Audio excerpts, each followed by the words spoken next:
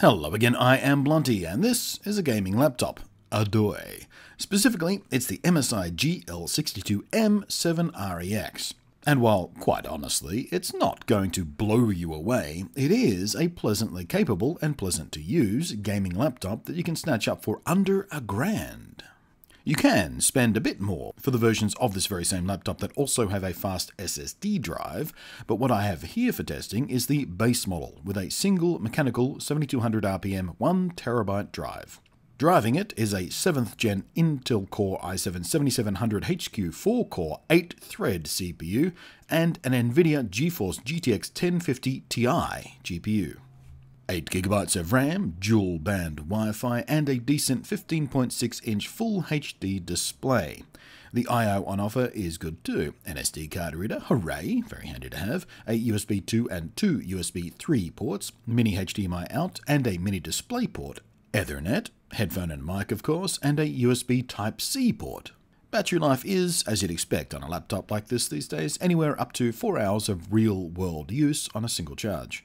And it's all wrapped up in MSI's standard gaming laptop design language, which is to say, clean, simple lines, a little splash of red, and overall a stylish but very understated look. I quite like it. Not too flashy, not too dull, right? The keyboard, as with the rest of MSI's line, is SteelSeries, so it's a step above the average laptop keyboard, with nice comfortable spacing, good tactile feel while typing, and a red backlight, which can be dimmed or even turned off completely if you like with a keyboard shortcut. The touchpad is also a step above the average for a laptop on this side of the market. It won't blow you away, but it is highly responsive, it has a nice feel, and it's a good size. However, it, and the rest of the body for that matter, is a bit of a fingerprint magnet, which does bug me, but it is my only real complaint about the external hardware at all. The screen follows expectations too. At the budget-friendly side of the gaming laptop market, its brightness and contrast won't amaze you, but it is very clean, it's very crisp, and free of distractions like motion blur and everything. It's perfectly serviceable. It's a nice screen. There is a webcam too, a basic 720p jobby that's, well, it's about what you would expect. But as with all built-in web cameras on laptops, it's not terrific. I mean, it'll do the job just fine if all you want to do is video chat across Skype or whatever, but if you want to do, say, streaming from this thing, for example, you probably want a dedicated web camera to get a sort of better quality going there, don't you think? A little bit grainy, a little bit washed out, but it'll get the job done. And the cooling fans, as with every other MSI laptop I've looked at this generation, are remarkably well behaved. Under most conditions, the laptop is basically silent. Under gaming, they will of course spool up, but never to a point of distraction. The cooler design and behaviour is one of my favourite things about MSI laptops. I've said this again and again and again, and it stays true here. And speaking of gaming, it is of course marketed as a gaming laptop, and it does have a properly beefy CPU and NVIDIA's budget-friendly GTX 1050 Ti in there, so let's see. The TimeSpy benchmark, a little on the brutal side for a lower-end card like the GTX 1050 Ti, nonetheless spits out a respectable 2494, which is only about 85 points shy of the score I got from a full-on desktop PC with a GTX 1050 Ti in it. And under Firestrike, a similar tale, only just shy of a desktop rig with the very same GPU in it. Which is, of course, precisely what NVIDIA promise from these laptop versions of their hardware. Close to dribbling distance of a full-on desktop rig. For the games, I've used the custom settings recommended by NVIDIA's own game-ready drivers and the GeForce Experience app, because let's keep expectations reasonable here. With a 1050 Ti, you are not going to max out everything to ultra settings. So using the recommendations from the GeForce Experience app is the smart way to go here. Rise of the Tomb Raider then benchmarks at an overall 48 FPS, and the gameplay bears that out, hovering pretty consistently at or above the mid-40s, which as always is an extremely playable space for this kind of third-person open-world adventure type game.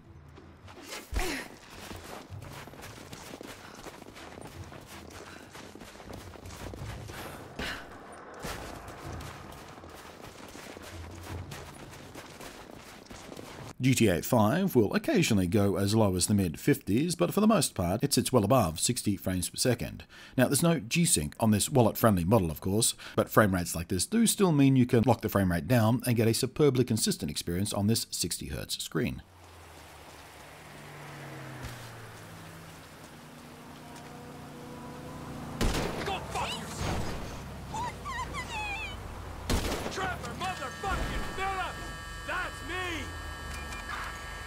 report assault with a deadly weapon near,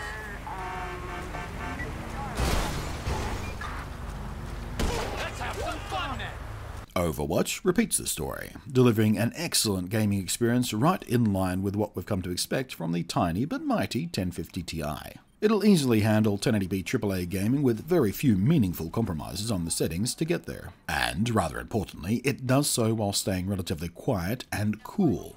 I never heard the fans spin past about 60%, which makes a noticeable but not problematic noise. And the sound of the fans, their tone, is much more pleasant than the whirring industrial vacuum sound you get from some gaming laptops. It's a pleasant background whir, not a screeching, piercing whine.